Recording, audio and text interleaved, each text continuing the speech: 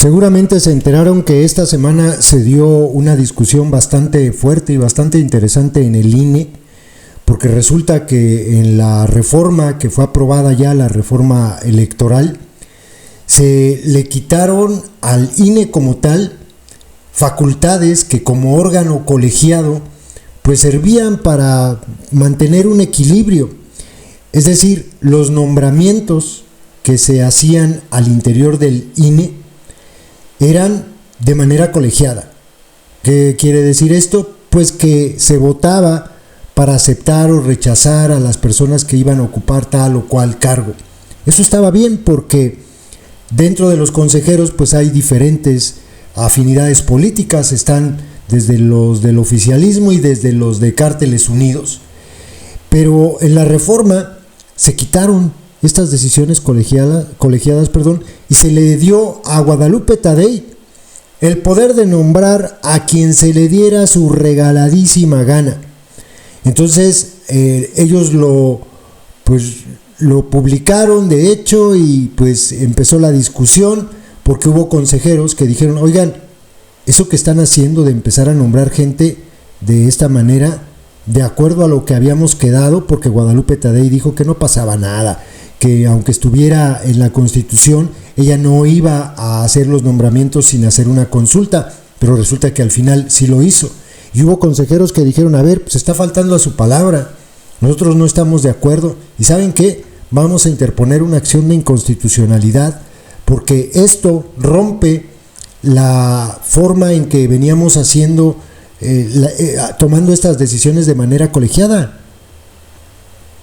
Esta es otra de las barbaridades que se aprobaron en la reforma electoral.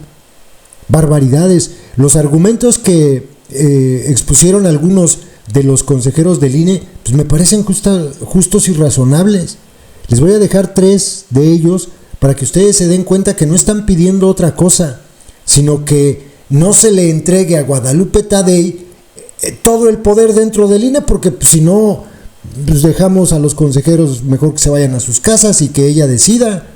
Le creamos su pequeña monarquía en su pequeño feudo llamado INE. Están verdaderamente desatados en la secta. Están haciendo cosas que rompen lo más elemental de la frágil y diminuta democracia que se iba empezando a construir en México, como esta, de darle en la torre al órgano que organiza las elecciones. Para eso puso el gusano a Guadalupe Tadei ahí, para después darle todo el poder, porque sabe que Guadalupe Tadei siempre va a estar lamiéndole los pies. Escuchen estas 3 intervenciones, pues yo creo que los adoctrinados no tendrán argumentos para refutar esto. Bueno, sí, los 3 únicos que tienen, pero que en realidad son falacias. En donde pues aquí se votó la propuesta que nos trajo la presidenta, no se le cuestionó, dijimos es una persona que tiene que ser de entera confianza la presidenta, pero esa persona renunció y no se nos ha puesto otra propuesta aquí en el Consejo General para que hagamos esa designación.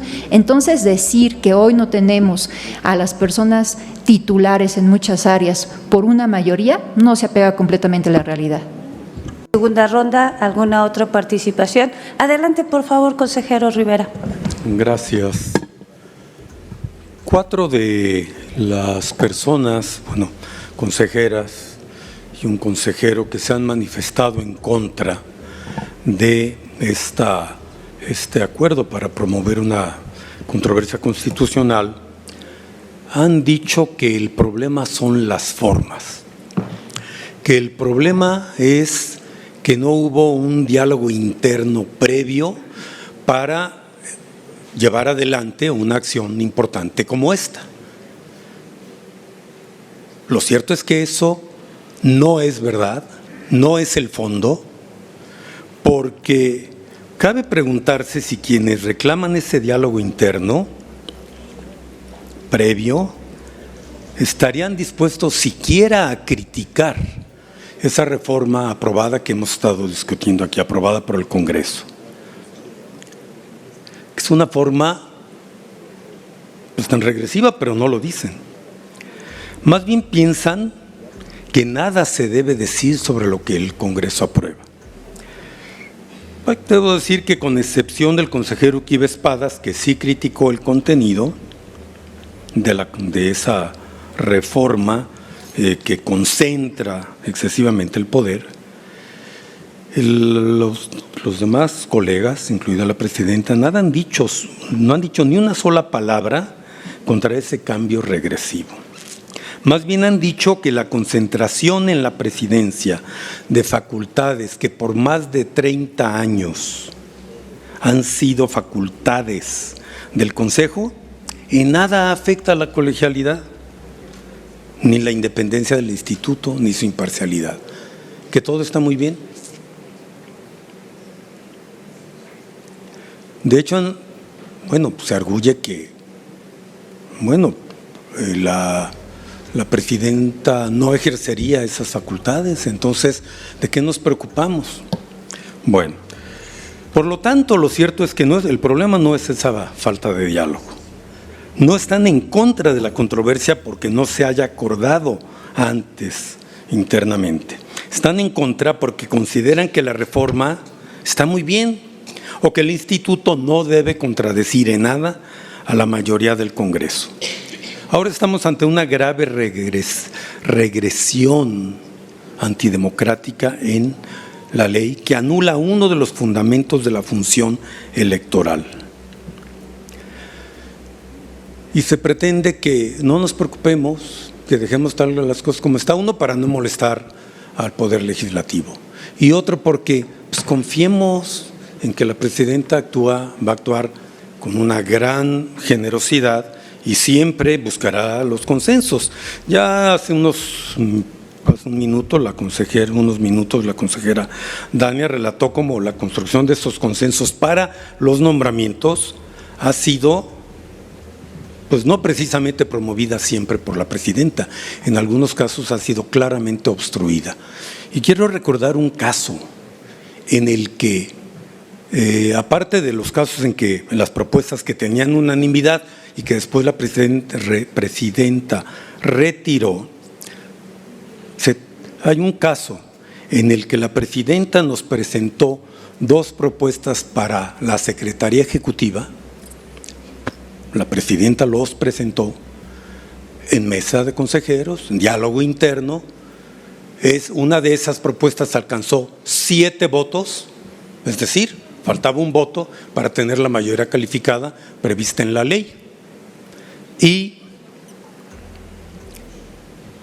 faltaba un solo voto y la consejera presidenta le negó su voto a su propia propuesta. Así no se construyen los mejores consensos y menos para los nombramientos. Gracias.